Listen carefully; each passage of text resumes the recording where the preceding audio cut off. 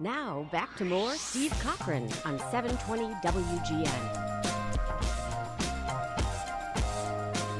There's a lot of talk in this country about a need for better mental health care, and it doesn't just revolve around horrific shootings that go on, but in general the lack of funding state to state, because one of the first things that seems to get cut, and Illinois is not the only state that has done this, is care for the mentally ill.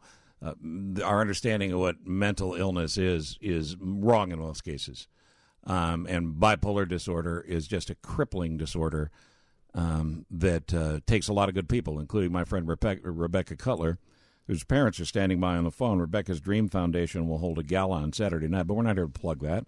We're here to talk about Rebecca's dream and push this cause forward. And let me say hi to Gail and Norm. Good morning to the Cutlers. Good morning, Steve.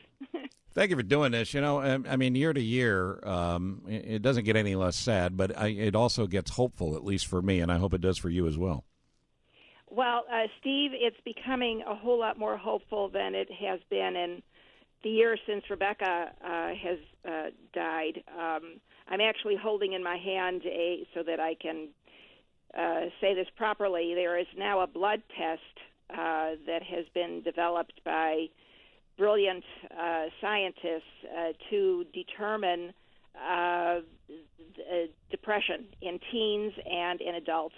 And it is refined enough that it can determine major diagnoses from major depression and more moderate depression. And this alone is a tremendous, tremendous tool. And what it proves for all of us is that depression is absolutely real. It is not made up. No one gets up in the morning and decides, I'm going to be depressed. Or I think I'll be bipolar today. This is an absolute real, find it in the blood disease. And the thing that you touched on something that really is the core of the message year to year as well, and that is for folks that think depression is something you can snap out of or walk off or, you know, get more sleep or take better care of yourself. It's a chemical imbalance in the brain. It's a wiring issue. And it's something that needs very careful treatment and care. But for anybody that's suffering from it, A, you're not alone. And B, each time science comes up with another finding like this, there's better options to help you live your life to its full extent. So, absolutely. So Norm, when we talk about Rebecca's dream, why is the foundation called that?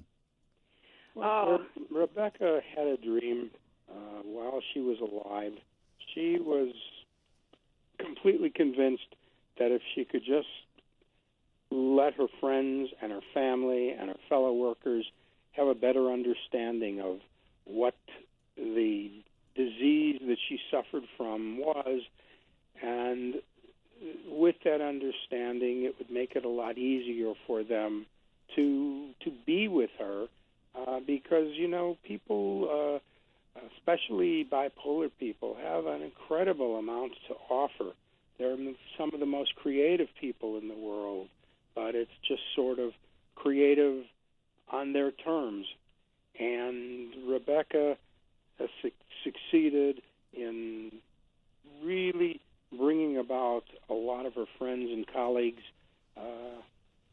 and to just, unfortunately for her, the medications that we have today, the tests that Gail just alluded to, didn't exist then. But just look at the newspaper, the TV. People talk freely about bipolar. It's almost the disease of the year for people. And 10 years ago, it was kind of the kind of thing you kept real quiet. You didn't talk about it. It was shameful. Yeah, that's the problem, Gail, right? I mean, quiet kills. We need to be loud about this. We need to be out there. We need to be talking about it. And I think that's why Rebecca's dream is being realized year to year, because more and more people are understanding that this is something else that we have to deal with. Some people have it, and they need to be treated with the same respect and the same seriousness that we treat heart disease and cancer and breast cancer, anything.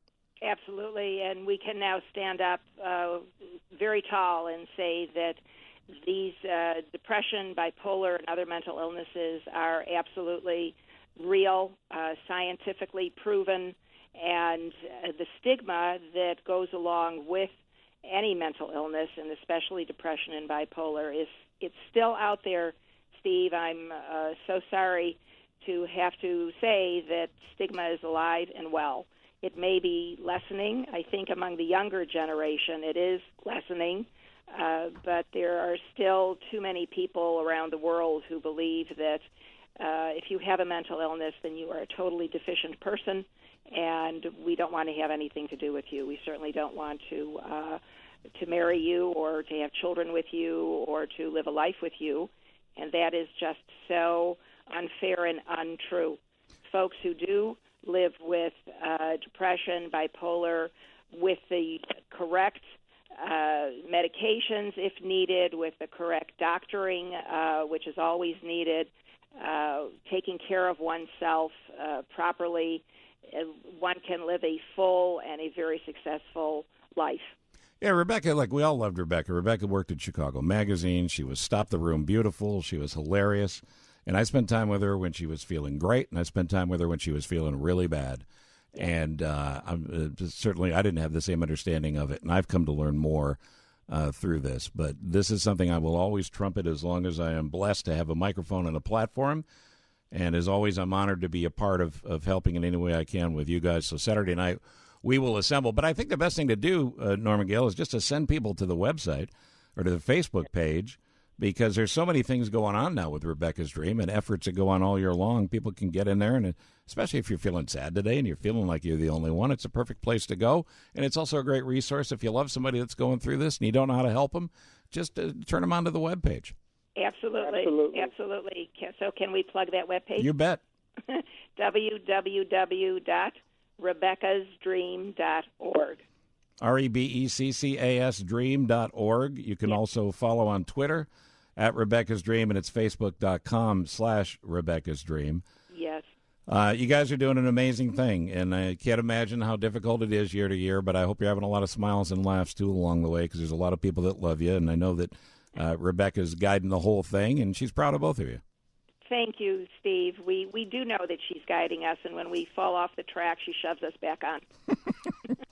You know what? And shove is actually what she's doing. I'll see you guys Saturday. Thank you. Okay. Thank you, Steve. Thank you so much. That's a tremendous amount of courage it takes as parents who have lost their daughter. Rebecca took her own life because she just couldn't deal with it anymore. And you know, I was lucky enough to be at a point of understanding where I didn't judge her for a second. But for everybody that has lost someone to suicide in particular, you know, there's a time to grieve. How could they do this to me? How could they do this to us? How could they do this in general? You don't judge people that do that. And don't judge people who have mental illness. Find out more about it and see what you can do to help. But if you love somebody, pardon me, if you love somebody who's struggling with this, the worst things you can say, and it's not an intentional thing. The worst thing you can say to somebody is, "Oh, you have so much to live for. Oh, it's a beautiful day. Get outside. Oh, why are you feeling sorry for yourself? Oh, snap out of it." It's like telling somebody to snap out of cancer. I mean, it's just not that easy. So if you're struggling with this yourself, or if you love somebody that is, just send them to RebeccasDream.org and take a look. That's all. I think you'll be pleased that you did. REBECCASdream.org. And Rebecca Cutler, if you knew Rebecca for a minute, you'd know she is shoving us. She was amazing. Shoving us along the right path. Thanks for listening to the podcast. You can listen to the show live weekdays 5 to 10 on 720 WGN.